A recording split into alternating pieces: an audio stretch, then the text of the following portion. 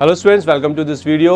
आज हम बात करने जा रहे हैं रोड मैप टू ACCA, यानी कि बहुत सारे स्टूडेंट्स ऐसे हैं जिनको ACCA करना है, ACCA करने की इच्छा है, लेकिन एक कन्फ्यूजन है कि आखिरकार हमारी ACCA की जो जर्नी है शुरुआत से लेकर एंड तक वो कैसी रहेगी, उसमें हमें क्या क्या चीज़ें करनी पड़ेगी।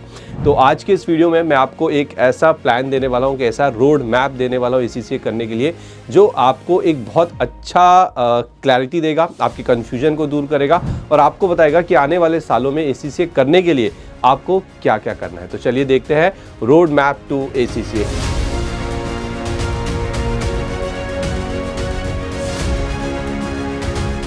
इस वीडियो को 3 हिस्सों में मैंने बांटा है।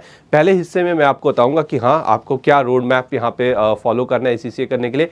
उसके बाद मैं आपको बताऊंगा कि आपको क्या टाइमलाइन रखनी है, कितने समय में क्या कंप्लीट करना है, और फिर कुछ इंपॉर्टेंट टिप्स, कुछ ऐसे टिप्स जो आपको आपके एग्जाम्स में पास करवा सकते हैं। तो चलिए अब हम स्टार्ट करते हैं इस वीडियो को। नाउ सबसे पहले अंडरस्टैंड ACCA क्वालिफिकेशन स्ट्रक्चर। देखो, ACCA स्टार्ट करने से पहले आपको ये पता होना चाहिए कि ACCA का क्वालिफिकेशन स्ट्रक्चर क्या है।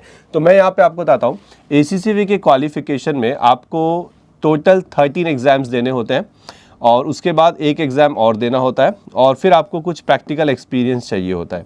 ये 13 एग्जाम्स आपके 3 लेवल्स में डिवाइड होते हैं, नॉलेज लेवल, स्किल लेवल और प्रोफेशनल लेवल। ये वाला एग्ज़ाम आपका एथिक्स का एग्ज़ाम होता है, ठीक है, और इसके साथ साथ जो एक्सपीरियंस चाहिए वो चाहिए होता है आपको टोटल 36 मंथ्स का प्रैक्टिकल एक्सपीरियंस, ठीक है। डिटेल में इसके बारे में हम आगे चर्चा करेंगे। तो सबसे पहले आपको ये ACCA का क्वालिफिकेशन स्ट्रक्चर समझना बहुत ज़्यादा ज़रूरी है।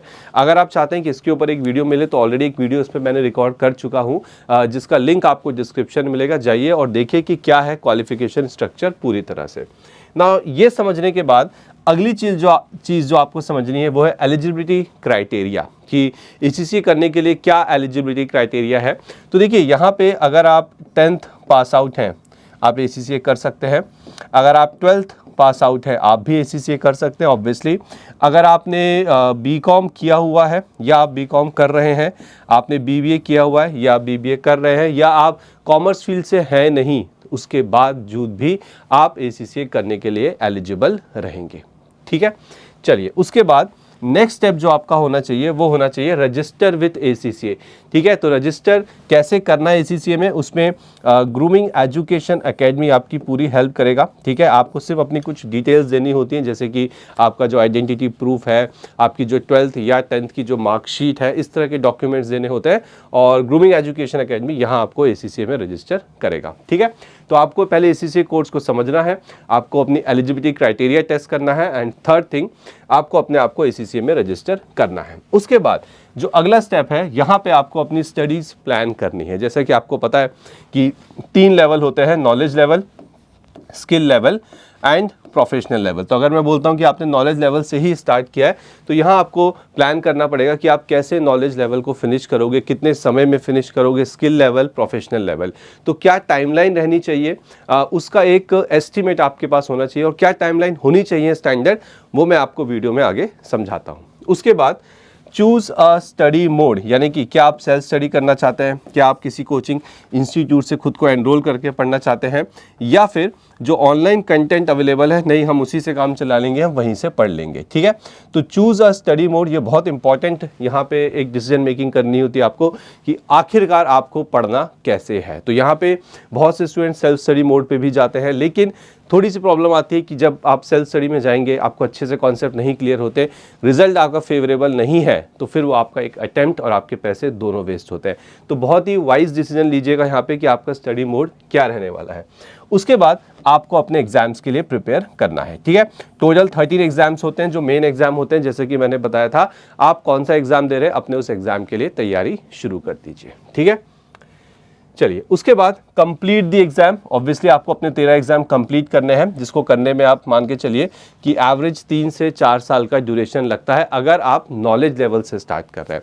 अगर आप स्किल लेवल से स्टार्ट कर रहे हैं या प्रोफेशनल लेवल से, जी हाँ पॉसिबल है, क्योंकि ACCA में एग्जेम्पशंस होते हैं। एग्जेम्पशन की डिटेल चाहिए तो ऑलरेडी एक वीडियो बना चुका हूँ, जिसका लिंक आपको डिस्क्रिप्शन पे मिल जाएगा, ठीक है।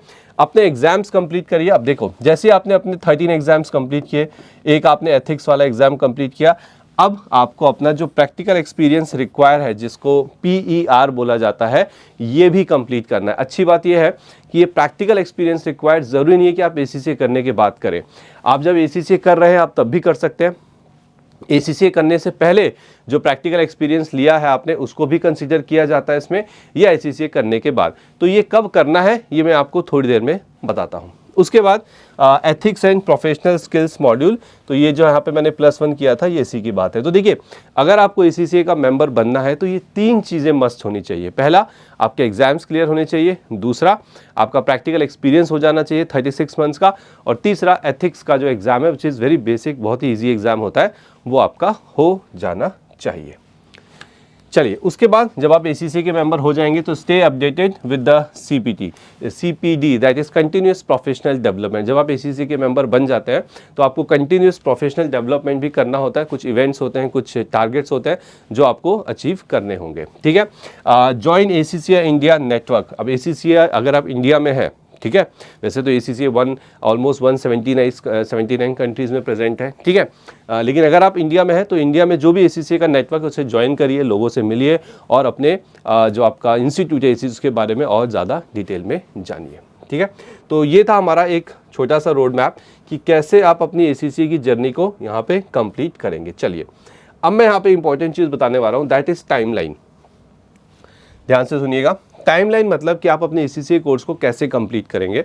देखो, सबसे पहले ईयर 1 to 2 यानी कि साल 1 से 2 साल के बीच में आपको जो नॉलेज लेवल है और जो स्किल लेवल है, ओके, वो आपको कंप्लीट करना है। ध्यान सुनिएगा, आपको क्या करना है, आपको अपना नॉलेज लेवल कंप्लीट करना है 2 साल के अंदर, और उसके साथ साथ स्किल लेवल कंप्लीट करना है। ये आपका टारगेट होना चाहिए।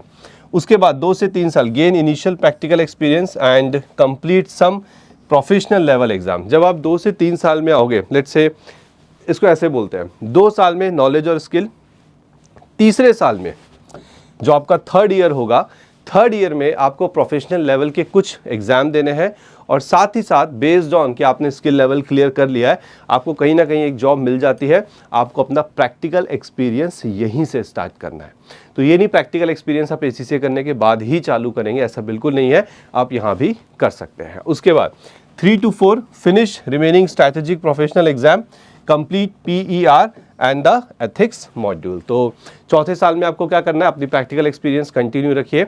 अगर हो जाती है इस समय ख़त्म तो अच्छी बात है, नहीं होती है तो मे बी शायद 6 महीने, 8 महीने, 10 महीने एक्स्ट्रा लग जाएंगे। हाँ, लेकिन जो आपके प्रोफेशनल एग्जाम्स है वो आपको कंप्लीट करने हैं।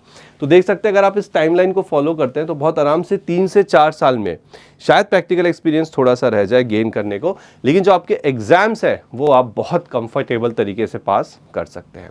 अब कुछ टिप्स यहाँ पे आपके लिए जो आपको एग्जाम्स में, आपकी पढ़ाई में बहुत हेल्प करेगी। सबसे पहले क्रिएट अ स्टडी स्केड्यूल। आप सबको पता है कि आपको एक टाइम टेबल स्केड्यूल बनाना बहुत ज़रूरी है। Use mix of study material including books, online courses and practice paper. Study groups आप ज्वाइन कर सकते हैं ग्रुप स्टडी के लिए। Regularly review ACCA official website, बहुत ज़रूरी है। ACCA की जो ऑफिशियल वेबसाइट है उसे रेगुलरली रिव्यू करिए और देखते रहिए उसमें कोई लेटेस्ट अपडेट तो नहीं है आपके सब्जेक्ट से related. Balance study with gaining practical experience. जैसे जैसे आप पढ़ते जाएंगे, ठीक है, साथ में वैसे वैसे आप कोई पार्ट टाइम जॉब कर सकते हैं, कोई इंटर्नशिप कर सकते हैं, क्योंकि उसका जो प्रैक्टिकल एक्सपीरियंस है वो भी आपके प्रैक्टिकल एक्सपीरियंस में काउंट होता है। तो ये था एक रोड मैप। उसके साथ साथ 2 एडिशनल पॉइंट यहाँ मैंने आपको दिए, that is timeline and also the tips for success. अगर आप और डिटेल में ACCA के बारे में जानना चाहते हैं तो कमिंग 22 जून शाम को 5 बजे हमारा ACCA पे एक वेबिनार है। वेबिनार का लिंक आपको डिस्क्रिप्शन पे मिलेगा, ठीक है, उस लिंक पे जाइए, गूगल फॉर्म भरिए and come to that webinar. It's a very important webinar, पूरी तरह से फ्री है, जिसमें आपको ACCA की पूरी डिटेल्स अच्छे से समझाई जाएंगी। So I hope I will see you on 22 June sharp 5 PM, ठीक है। सो थैंक यू एंड मिलते हैं अपने नेक्स्ट वीडियो में।